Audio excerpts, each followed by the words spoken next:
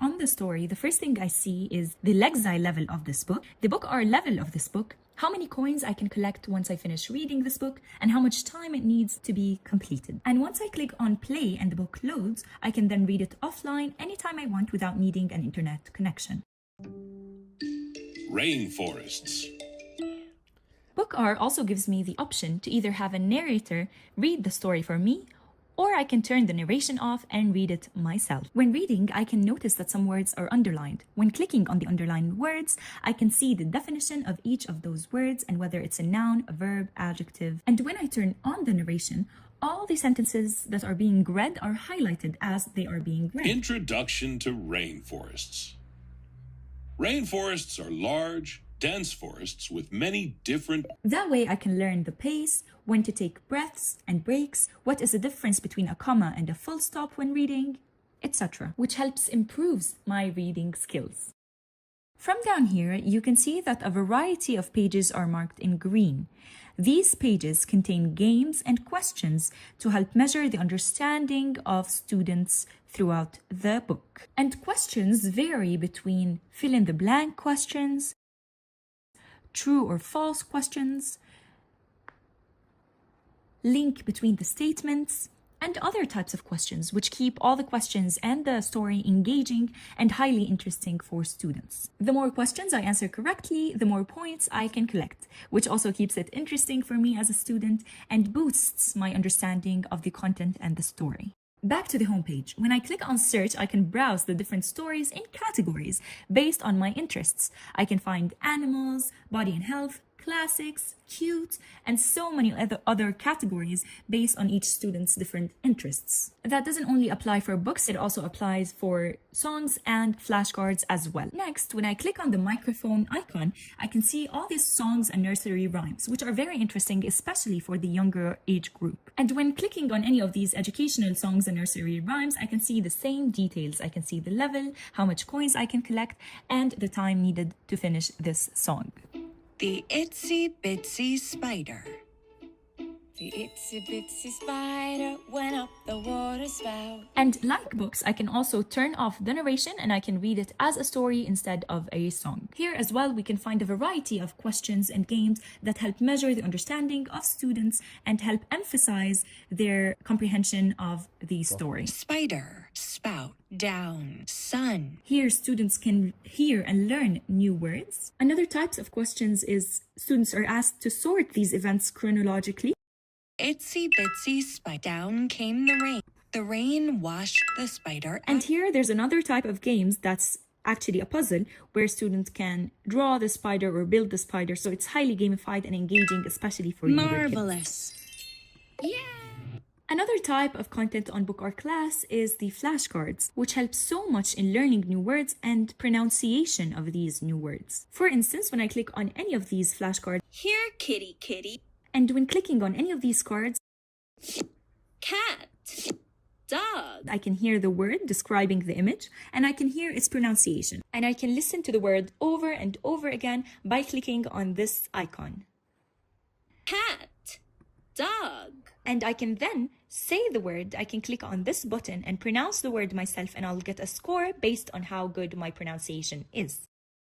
The score will typically be less than 100 because students learn by repetition, and having a lower score allows them to keep repeating the word to memorize it correctly and understand it thoroughly. In a nutshell, these are the main features of the student app of Book or Class: these songs, the flashcards, and the books, which exist in large numbers and in various themes that students can choose from. And of course, students can see their own performance and parents can see their children's performance by clicking on the avatar icon and seeing a detailed report about their performance, including what their level is, what their book or score is, how much time they're spending reading, how much time they're spending on games, how many books they have completed, and how many pages they have read. What is their reading history? What are the badges and awards that they have gathered? In addition, they can see the topics that interest them the most, and they can see their recent badges, and the more books they read, the more badges they can collect. And this emphasizes the gamification aspect of the application, which encourages students to read more and learn more. All these reports and details can be managed by the teacher through their teacher dashboard, which we're going to see in a little bit. Finally, from here, I can see the reading lists that are within my level. I can see how much time it needs and what is the level, and I can see all the books that are included. And at the end, I can take a quiz to test my knowledge and understanding. This is ideal for teachers to assign to students during vacations and long breaks. Here I can see the popular books and the books that are trending. Here I can see all the books that I have started but not finished, and I can continue all of these books. Here I can see any book that I have opened and I can read offline without needing an internet connection. And here I can see the books that are assigned to me by my teacher, which I can also see by clicking on the bell icon up here. And I can see and solve all my assignments, my books, my flashcards, my songs, and anything assigned to me by my teacher. In sum, this is the student app, which I can use and run on Android, iOS, Windows, Mac, on my tablet, on my mobile, or my laptop. Now let me take you on a tour in the teacher dashboard.